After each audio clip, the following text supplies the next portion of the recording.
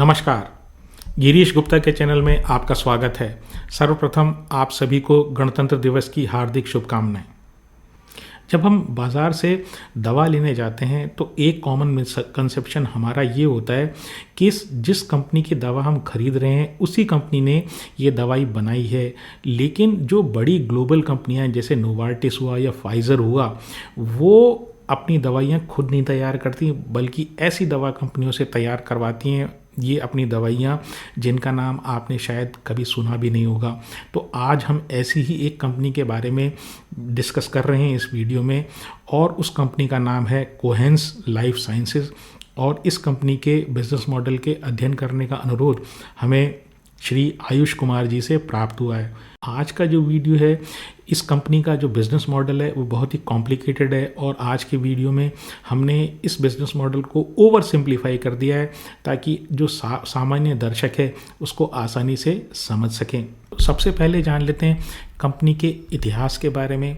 तो कंपनी का इतिहास भी उतना ही कॉम्प्लिकेटेड है जितना कंपनी का बिजनेस मॉडल, और बहुत ही कॉम्प्लेक्स है। देखिए इसमें हुआ क्या है कि जो कई डिफरेंट कंपनीज़ हैं जिनकी फार्मा के क्षेत्र में, ड्रग मैन्युफैक्चरिंग के क्षेत्र में अलग अलग तरह की स्पेशलिटीज़ थी, उनके स्ट्रेटेजिक कंसोलिडेशन यानी वो आपस में जब मिली और उसके बाद जो एक कंपनी फॉर्म हुई, तो आपको अब ये वो कंपनीज़ जो हैं मिलके कोहेंस लाइफ साइंसेज के रूप में दिखाई दे रही है। तो कौन कौन सी कंपनीज़ जो हैं ये आपस में मिली या किन किन कंपनीज़ का एक्विजिशन ओरिजिनल कंपनी ने किया, तो RA फार्माकेम, ZCL chemicals, एवरा labs, Suven pharma, सपाला Organics, और जो लेटेस्ट दिसंबर 2024 में इस कंपनी ने अधिग्रहण किया NJ बायो। तो इन सबको मिला के ये कोहेंस लाइफ साइंसेज कंपनी बनी है। और इसका कारण जैसे मैंने आपको बताया, ये जितनी भी कंपनीज़ ये एक्वायर कर रहे हैं उनमें डिफरेंट तरह की ड्रग मैन्युफैक्चरिंग की स्पेशलिटीज़ हैं। अब इसका बिजनेस क्या है, तो ये जो कोहेंस लाइफ साइंसेज है इसके 3 मेजर वर्टिकल हैं। पहला वर्टिकल है वो है फार्मा CDMO, दूसरा जो वर्टिकल है वो है API प्लस प्लस यानी एडवांस API। जब API बोलते हैं उसका कुछ और मतलब है, जब API प्लस या API प्लस प्लस बोलते हैं तो वो आप समझ लीजिए वेरी एडवांस APIs। अब APIs क्या होते हैं वैसे तो आप जानते होंगे, नहीं तो हम वीडियो के आगे बताएंगे। तो ये API प्लस प्लस दूसरा सेगमेंट, और जो तीसरा सेगमेंट है वो है स्पेशलिटी केमिकल से रिलेटेड। तो जो फार्मा CDMO है वहाँ से इनका जो बिज़नेस आता है वो 41% आता है। जो API प्लस प्लस या एडवांस API से इनका रेवेन्यू आता है वो 46% आता है, और जो स्पेशलिटी केमिकल से इनका रेवेन्यू आता है वो 13% आता है। अब एक एक करके इन बिजनेस वर्टिकल्स को समझते हैं। तो CDMO का क्या मतलब हुआ? CDMO का मतलब हुआ कॉन्ट्रैक्ट ड्रग मैन्युफैक्चरिंग ऑर्गेनाइजेशन, यानी ऐसा ऑर्गेनाइजेशन जो किसी अन्य कंपनी के लिए कॉन्ट्रैक्ट पर ड्रग को मैन्युफैक्चरिंग करता है। तो कॉन्ट्रैक्ट ड्रग मैन्युफैक्चरिंग ऑर्गेनाइजेशन। अब पहले ये समझते हैं कि आखिर ये CDMO या कॉन्ट्रैक्ट ड्रग मैन्युफैक्चरिंग की आखिर आवश्यकता क्यों पड़ी है। तो देखिए जो बड़ी बड़ी फार्मा कंपनीज होती हैं वो ये कहती हैं भाई मेरा जो फोकस है ना वो ड्रग की डिस्कवरी में है, मतलब मैं ड्रग को खोज लूँ कि इस बीमारी का बेसिकली ये इलाज होने वाला, और उससे रिलेटेड फिर जितनी भी टेस्टिंग है, क्लिनिकल ट्रायल्स है और उसकी मैन्युफैक्चरिंग है, ये जो है ना ये किसी और को सौंप दूँ। तो बेसिकली जो बड़ी कंपनीज होती है, जैसे मैंने नाम लिया नोवार्टिस हुआ, नोवार्टिस हुआ या फाइज़र हुआ, तो इस तरह की कंपनीज 3 काम करती हैं। पहला काम ड्रग की डिस्कवरी, दूसरा काम ड्रग से रिलेटेड पेटेंट अपने पास रखती है, और जो तीसरा काम है वो करती है मार्केटिंग। यानी कि ये 3 काम के अलावा ड्रग से रिलेटेड जितनी भी काम होते हैं वो एक अन्य किसी अन्य कंपनी को या किसी अन्य ऑर्गेनाइजेशन को या मोर देन वन ऑर्गेनाइजेशन को ये सौंप देते हैं, और वो जो ऑर्गेनाइजेशन होते हैं आपके लिए बाकी काम करते हैं। इसको एक सरल उदाहरण से अगर समझें तो आप ये समझ लीजिए, आप एक कोई हाई एंड आपने कोई इंजन डेवलप किया, तो इंजन डेवलप करने के बाद आपने आइडिया ले लिया भाई देखिए थ्योरेटिकली क्या है कि ये ऐसे ऐसे इंजन बनने वाला है, ठीक है, कोई बहुत स्पेशलाइज्ड हाई एंड कार का इंजन आपने तैयार किया। अब एक्चुअली उस इंजन को मैन्युफैक्चरिंग कैसे होगा, तो किस तरीके से उसकी डिज़ाइन होगी, यानी पेपर पे कैसे उतारा जाएगा ताकि इसकी जो कॉस्ट है ना वो मिनिमम आए। फिर एक बार उसको बना लिया आपने इंजन को, उसके बाद उसकी टेस्टिंग करते हैं, छोटे एक दो इंजन बना के उसकी टेस्टिंग करते हैं कि भाई रोड पे भी ये सही ढंग से चलेगा भी कि नहीं चलेगा। फिर जब वो सक्सेसफुल हो जाता है, जब टेस्ट सक्सेसफुल हो जाता है, तब उसको हम लार्ज स्केल या मास स्केल पे प्रोड्यूस करते हैं और वो जो इंजन है वो खरीद लिए जाते हैं आपके ओरिजिनल क्लाइंट के द्वारा, जिसने आपको वो इंजन का आइडिया दिया। तो अब ये समझते हैं कि आखिर ड्रग जो डिस्कवरी से लेके मैन्युफैक्चरिंग का जो साइकिल होता है वो किस प्रकार का होता है और कोहेंस जो है ना वो कहाँ अपना रोल प्ले करता है। तो देखिए, जो सबसे पहला स्टेप है जो मैंने वीडियो की शुरुआत में बनाया वो ये है कि ड्रग की डिस्कवरी। तो ड्रग की जब डिस्कवरी होती है तो वो बड़ी फार्मा कंपनी होती है ना, वो खुद की लैब्स में करती है, वहाँ पे उनके साइंटिस्ट होते हैं और केमिस्ट होते हैं। तो वो मॉलिक्यूलर लेवल पे यानी एक मॉलिक्यूल डेवलप करते हैं कि भाई ये मॉलिक्यूल जो है ना प्रोबेबल मॉलिक्यूल है और ये शायद जो है ना इस बीमारी को ख़त्म कर सकता है। ये अभी आपका मॉलिक्यूल डिस्कवर हुआ है आइडिया स्टेज पे। फिर जो दूसरा है वो आता है उस आइडिया का डेवलपमेंट करना, यानी उस आइडिया को आगे लेके जाना, किस प्रकार से ये एक्शन करेगा, उसका डॉक्यूमेंटेशन। उसके बाद उसकी टेस्टिंग होती है। जब मॉलिक्यूल एक बार आ गया तो उसकी लेबोरेटरी टेस्टिंग होती है।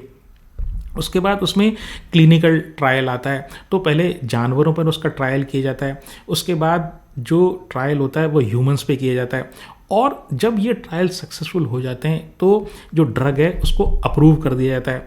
अब यहाँ पर जो कोहेंस का रोल है उसको समझते हैं। ड्रग का आइडिया क्लाइंट कंपनी, बड़ी फार्मा कंपनी को आया, उसके बाद ये उसको हैंड ओवर करते हैं कोहेंस को। तो ये कहते हैं भाई आप जो है ना आप इसको डेवलप करो। डेवलप करने का मतलब ये, आप पहली चीज़ तो ये निकालो कि भाई ये किस मेथड से बनेगा।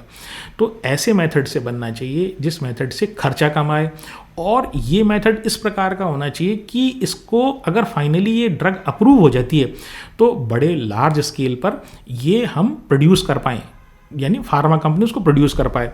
तो पहले जो होता है, जो पहली स्टेज होती है, वहाँ पर कोहेंस जो है ना वो छोटे छोटे सैंपल वो किनको जो इनकी क्लाइंट कंपनी जैसे फार्मा कंपनी उनको बना के देता है। जो दूसरी जो होती है, जो दूसरी स्टेज है टेस्टिंग की स्टेज होती है, वहाँ पर थोड़े से बड़े हाई क्वालिटी वाले यानी ज़्यादा प्योरीफिकेशन वाले जो मॉलिक्यूल्स हैं ना या दवाई, वो ये फार्मा कंपनी को भेजते हैं।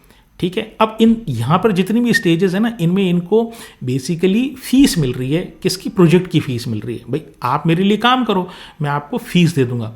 तो ये फीस टाइप का मॉडल है। फिर इसके बाद जो बिग क्लिनिकल ट्रायल होता है वहाँ पर क्या होता है कि इन सारा डॉक्यूमेंटेशन ये जो कोहेंस की जो है ये सारा डॉक्यूमेंटेशन करके देती है और जब ये ट्रायल्स के बाद सक्सेसफुल हो जाती है तो ये पूरा का पूरा अपना लार्ज स्केल पर मैन्युफैक्चरिंग स्टार्ट करने के लिए इनको परमिशन दे दी जाती है। ये जो पूरा प्रोसेस है इसमें आप समझ लीजिए किसी एक नए ड्रग की डिस्कवरी में 8 से 10 साल लग जाते हैं, लेकिन आप ये समझ लीजिए अगर वो अप्रूव हो जाता है तो जो मैन्युफैक्चरिंग है वो वहाँ से इस तरह की कोहेंस टाइप की कंपनीज़ को 10 से 15 साल तक का जो रेवेन्यू जो है ना वो आना शुरू हो जाता है। अब आप ये कहेंगे कि भाई ऐसा क्यों होता है? तो वो ऐसा इसलिए होता है, जो क्लाइंट कंपनी है ना वो क्लाइंट कंपनी इनको ये बोल देती है, यानी CDMO कंपनीज़ को ये बोल देती है कि आप जो है ना हमारे लिए लार्ज स्केल मैन्युफैक्चरिंग कर दो। ठीक है, और चूंकि जब तक उनके पास पेटेंट रहता है, यानी ओरिजिनल कंपनी के पास या बड़ी फार्मा कंपनीज के पास जब तक पेटेंट रहता है तब तक वो इस तरह की जो जहाँ से ये ड्रग की डिस्कवरी के बाद डेवलपमेंट हुआ है यानी कोहेंस टाइप की कंपनीज को, तो उन्हीं को ये कॉन्ट्रैक्ट मैन्युफैक्चरिंग का ठेका देती है।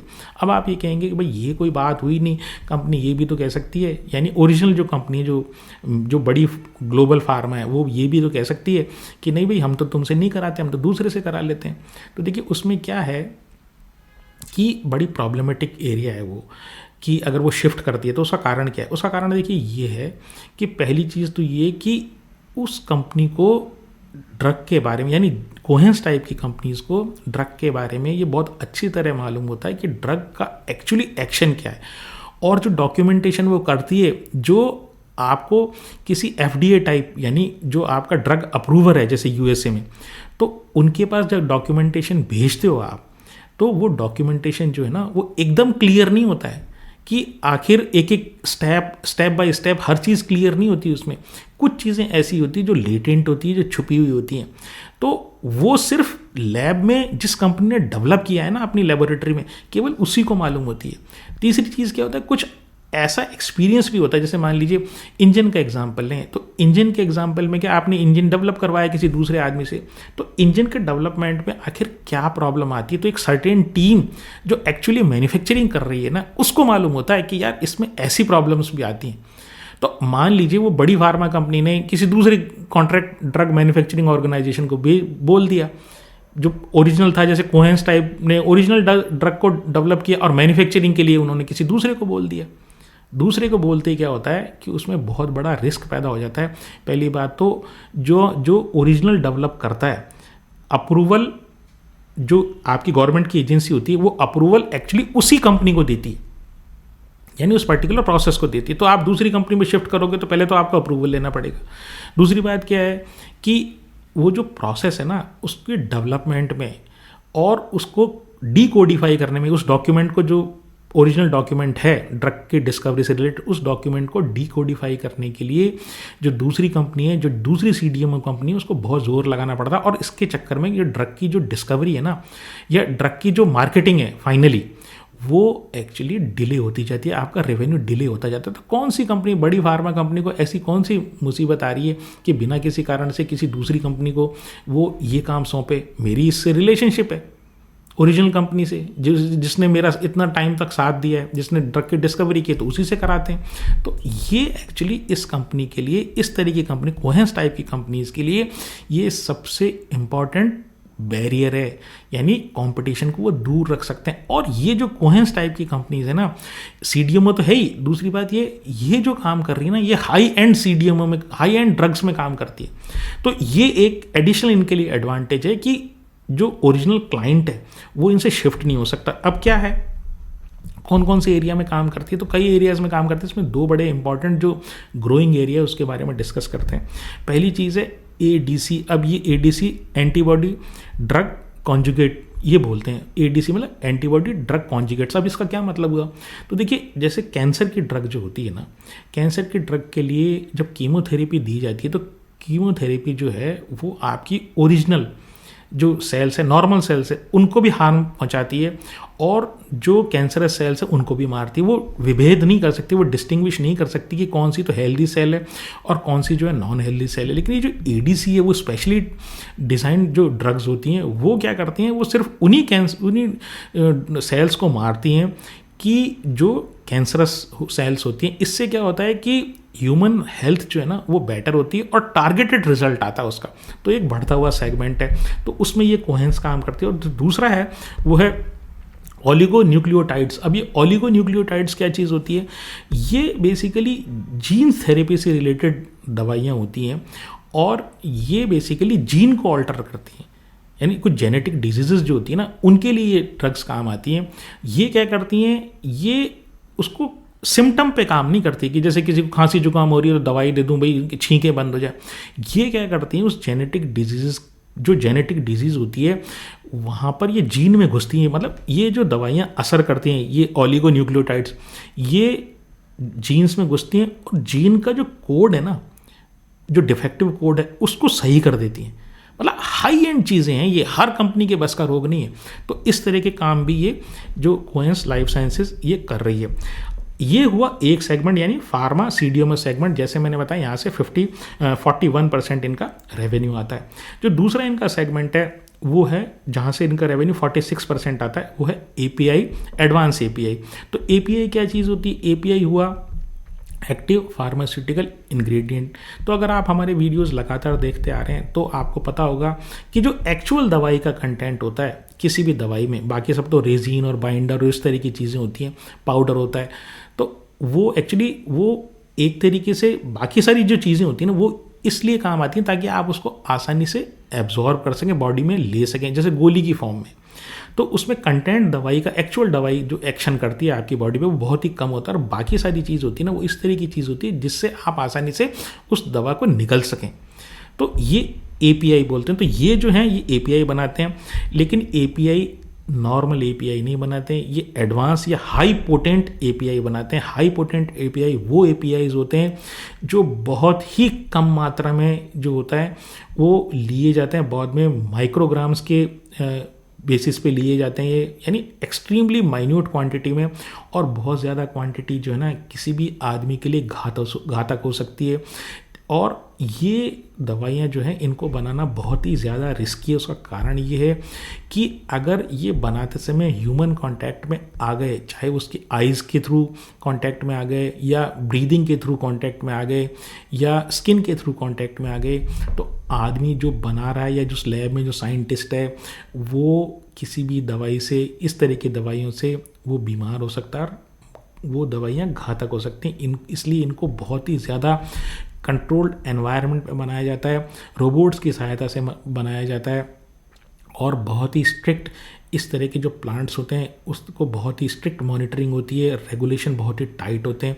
तो हर कंपनी के बस का रोग नहीं है, लेकिन ये हाई एंड एपीआई या हाई पोटेंट एपीआई में भी ये कोहेंस लाइफ साइंसेस मौजूद है।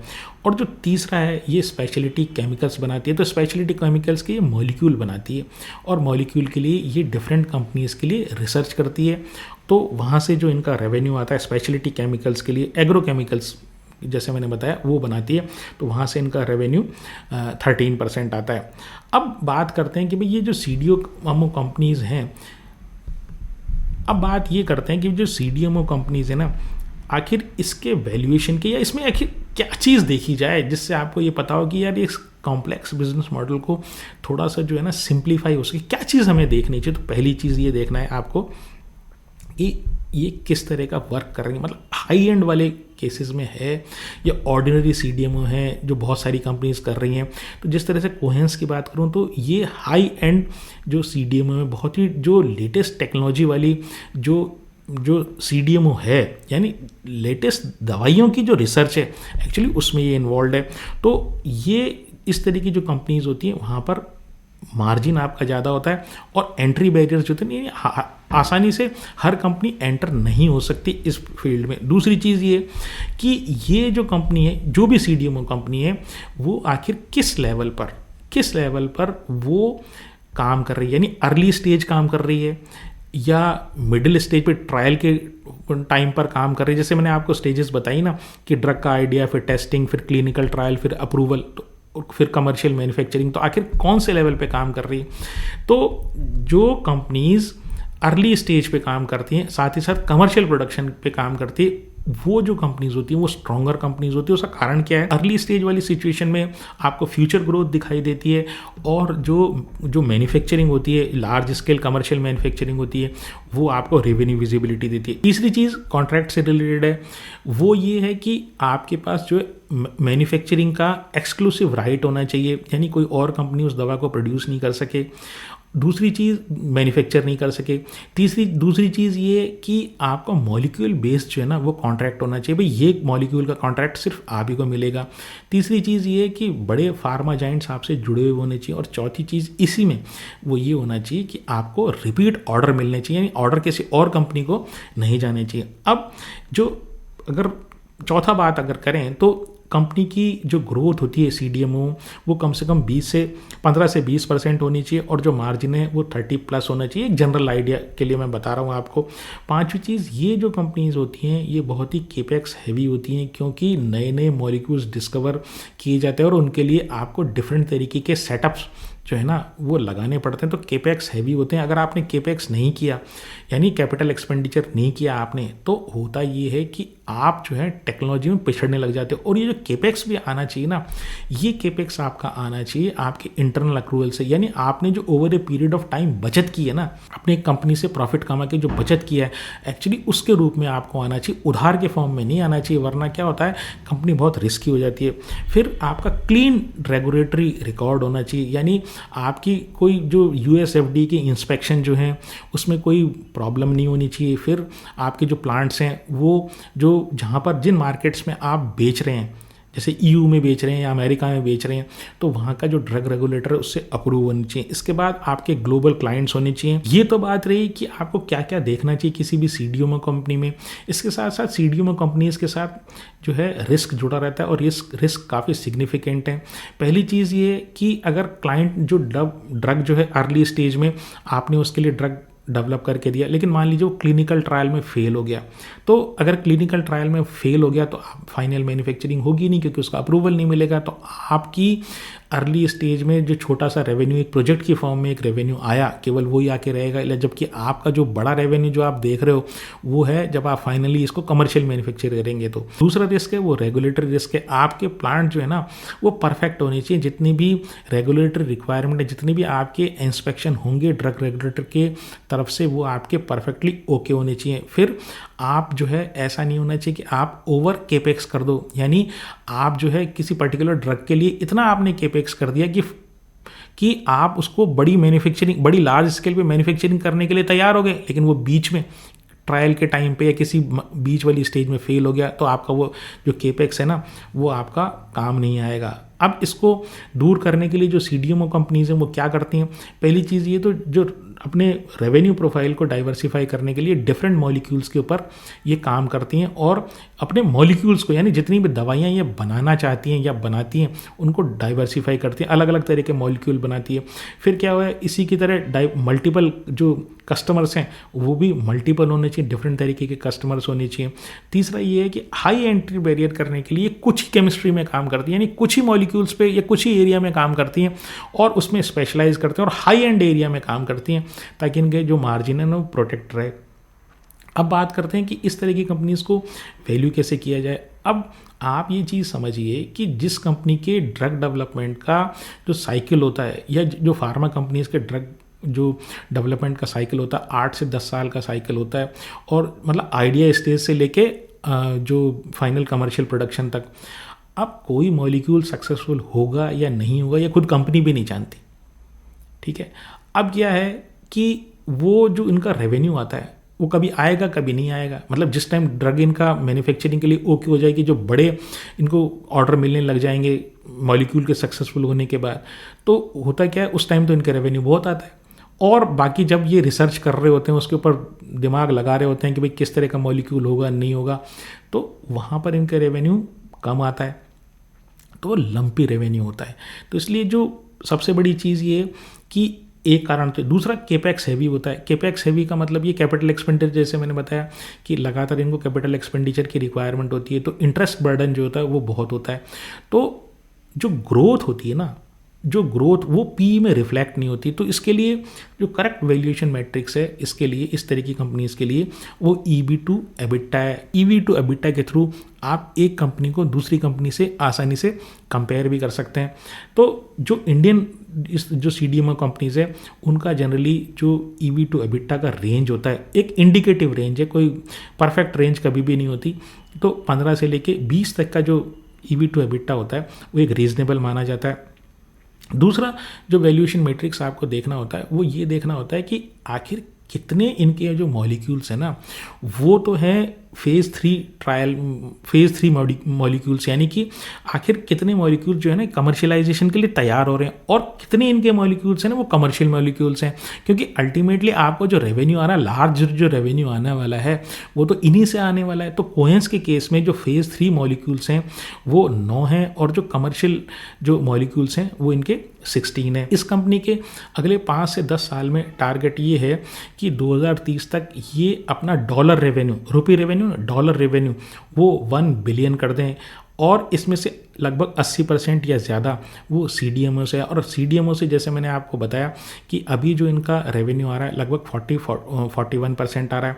2035 तक इसी रेवेन्यू को, जो 2030 तक इनका टारगेट $1 बिलियन का है, वो 2035 तक इसको डबल करके $2 बिलियन का रेवेन्यू करने का इनका टारगेट है।